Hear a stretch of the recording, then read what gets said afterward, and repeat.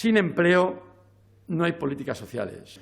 Que les ayudemos en lo que viene a ser los gastos ordinarios de sus negocios, los gastos corrientes, los alquileres y las cuotas de autónomos. Esas cuotas de autónomos que han condonado, han bonificado, han subvencionado o han ayudado en otras comunidades autónomas, y aquí en Aragón hemos mirado siempre para otro lado. Hace falta claramente un plan especial de sostenibilidad para autónomos, para pymes y para pequeñas empresas familiares. Aumentar la partida de subvenciones a la internacionalización de pequeñas y medianas empresas. Dotar de una partida específica la estrategia aragonesa de seguridad y salud en el trabajo. Un plan especial de contratación, de empleo para jóvenes, para mujeres y para medio rural. Y nuestra apuesta va a consistir precisamente en relanzar esas medidas de industria que contiene la estrategia aragonesa de recuperación, el Fondo de Reconstrucción Digital para pymes y que fomente la digitalización, reforzar la autonomía industrial y estratégica de Aragón, un plan urgente para reindustrializar la provincia de Teruel, diálogo con las cámaras para elaborar un plan sobre la reestructuración y localización de empresas en materia de industria. Hay que mejorar la productividad del tejido industrial de pymes,